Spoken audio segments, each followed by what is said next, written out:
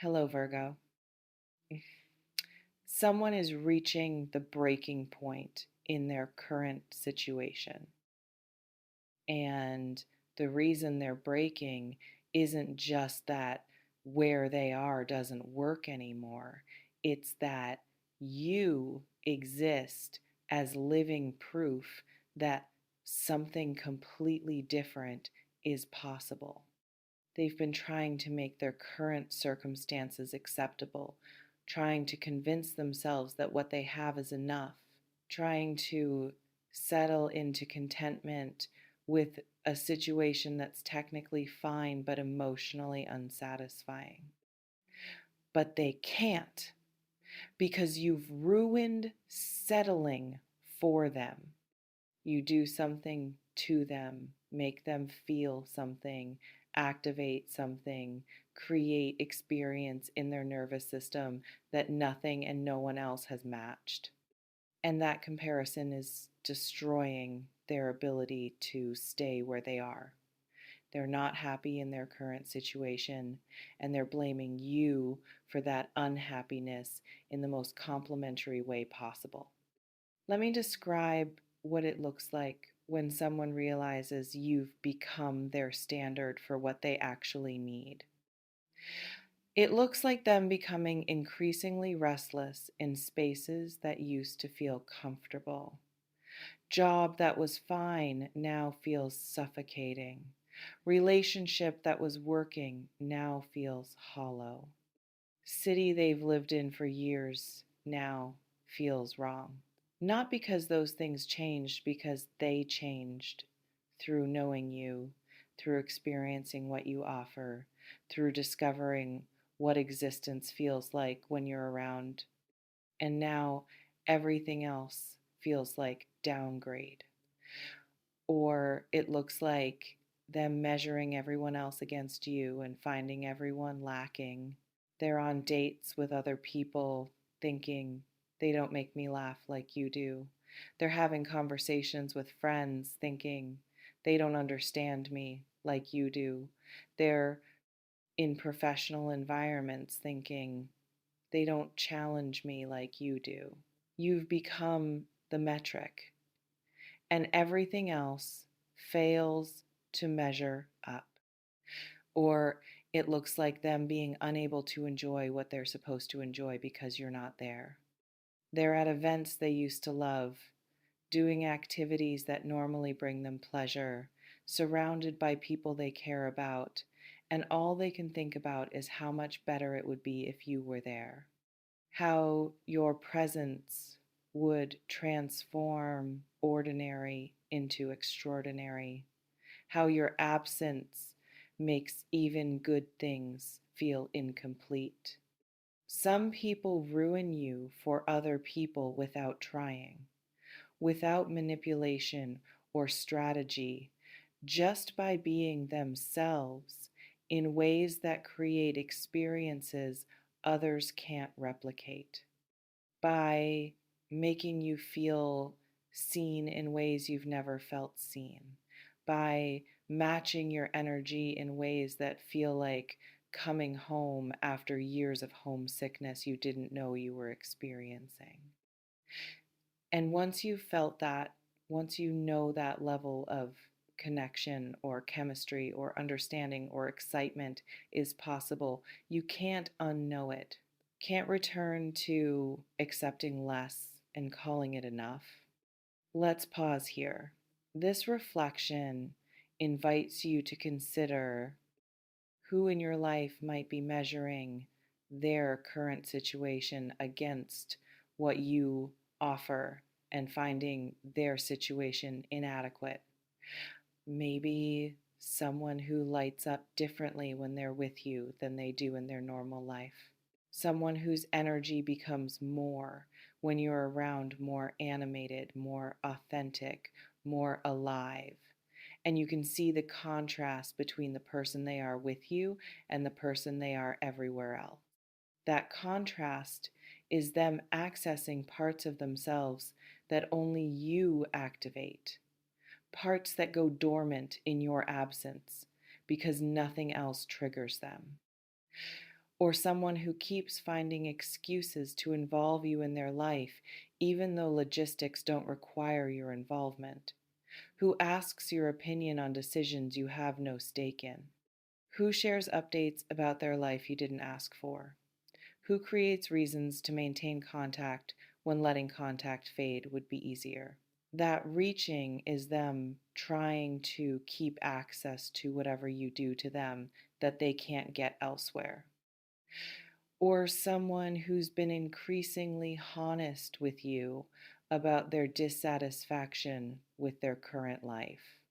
Not in let me complain to someone who will listen way, but in I'm telling you specifically because you're connected to why I'm dissatisfied way. They're not just venting, they're confessing, admitting that you've created problem for them by showing them what they're missing. This reflection invites you to consider, what do you offer in connection that might be rare enough that experiencing it makes other experiences feel insufficient? There's something specific about the phrase, you do something to me no one else can match, that reveals the nature of this impact. It's visceral, not just intellectual.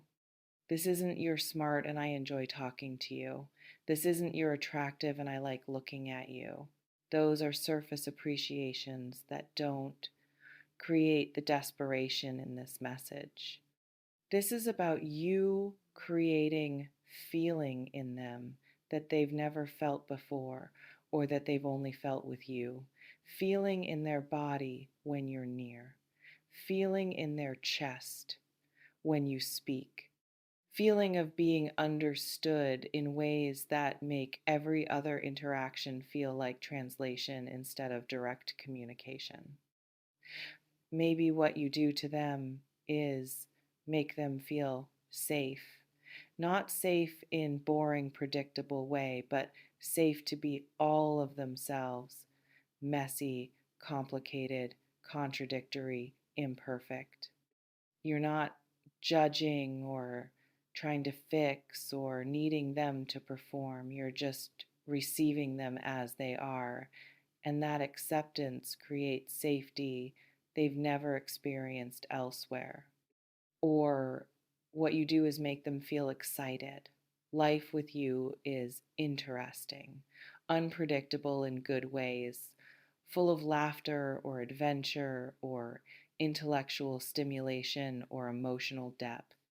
And everything else feels flat by comparison, feels like going through motions instead of actually living.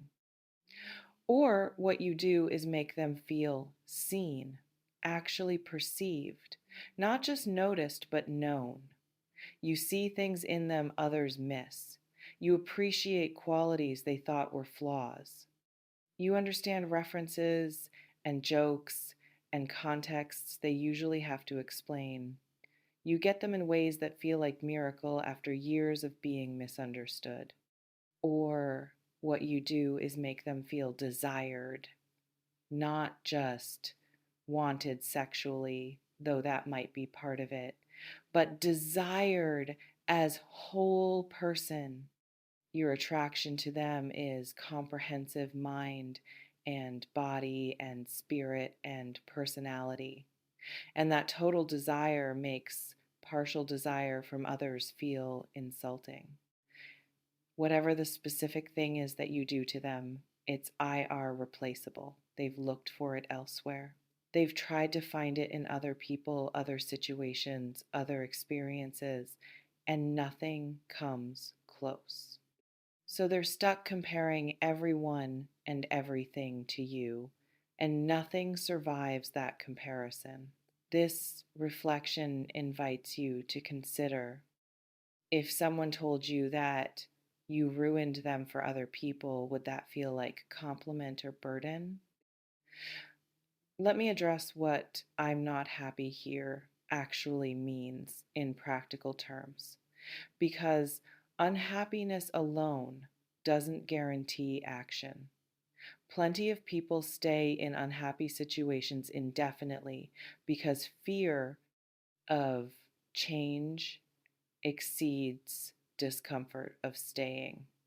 But the combination of not happy here and you do something no one else can match creates urgency that unhappiness alone doesn't generate.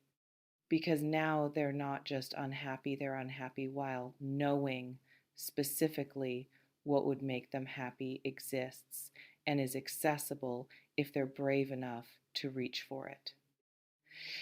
Here might be relationship.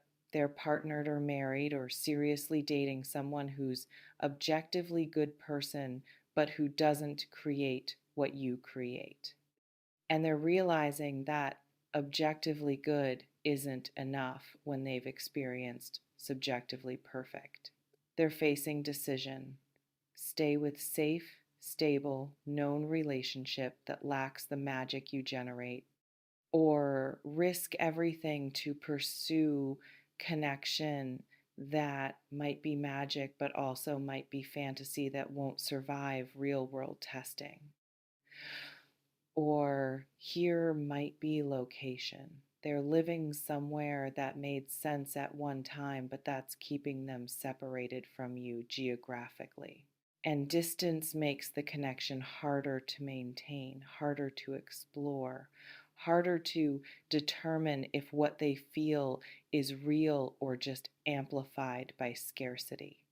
They're facing decision uproot life they've built to be near person who makes them feel alive, or accept that sometimes right person exists in wrong geography and let that connection remain beautiful in possibility.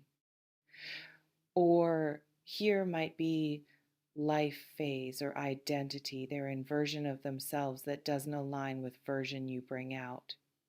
Maybe they're playing roles that feel false. Maybe they're following path they chose before they knew different paths existed. Maybe they're being person they think they should be instead of person they actually are. And you activate their authentic self in ways that make performed self unsustainable. They're facing decision. Continue performing for world that rewards the performance, or become authentic person who might lose approval but gain aliveness. This reflection invites you to consider, what situation might someone need to leave to fully pursue what you offer? There's something about what you might be feeling as you read this and recognize who this describes, because being the person someone's unhappy without creates complicated emotional position. If you want them, if you've been hoping they'd leave their current situation and choose you, this message feels like answered prayer, like confirmation that yes, what you feel is mutual. Yes, they're going to act on it. Yes, waiting is about to pay off. But wanting them doesn't mean you're responsible for their choices. Their unhappiness in current situation isn't your fault. Their comparison of others to you isn't your doing. You didn't ask to be their standard. You just existed authentically and they assigned you that role.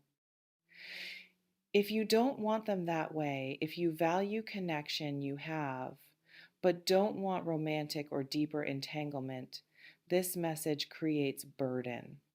Now, you're responsible for their unhappiness without having asked for that responsibility. Now you have to navigate disappointing someone who's built entire fantasy around you being solution to their dissatisfaction. That's unfair to you. And you're allowed to set boundaries around it, even if those boundaries hurt them. Or maybe you're uncertain. Maybe you're attracted, interested, curious, but also aware that being someone's escape from unhappiness is different than being someone's chosen partner when they're already happy. Maybe you're concerned that what they feel is more about desperation to leave current situation than genuine compatibility with you. That uncertainty is wise. Because sometimes people fixate on someone as solution when real issue is that they need to leave where they are, regardless of where they're going, TO. This reflection invites you to consider, if someone left their entire life because of what you do to them, would you feel honored or pressured? Let me describe what happens when someone finally acts on "I'm not happy here," combined with "you do something no one else can match," because those two statements together create decision. Point that can't be avoided indefinitely. They're going to have conversation with you. Confession of feelings. Admission that you've become central to their happiness in ways that make current situation untenable. Request that you acknowledge what's between you and explore whether it's worth them blowing up their life to pursue. That conversation will be vulnerable, raw, possibly desperate. They're risking everything, current stability, your friendship if you don't reciprocate, their dignity if you reject them. How you respond determines whether this becomes beginning of something or end of something. If you feel similarly, if you've been waiting for them to speak, your reciprocation transforms everything. Suddenly, impossibility becomes possibility. Suddenly, fantasy becomes plan. Suddenly, what if becomes what now. But reciprocation also means accepting responsibility for being someone's reason for major life change. And if that change doesn't work out, you'll carry weight of having been catalyst. If you don't feel similarly, your rejection needs to be clear and compassionate. They've just made themselves completely vulnerable. They deserve honest response, not ambiguous deflection that leaves false hope. "I care about you, but not in that way," is kinder than "maybe someday," when someday isn't real possibility.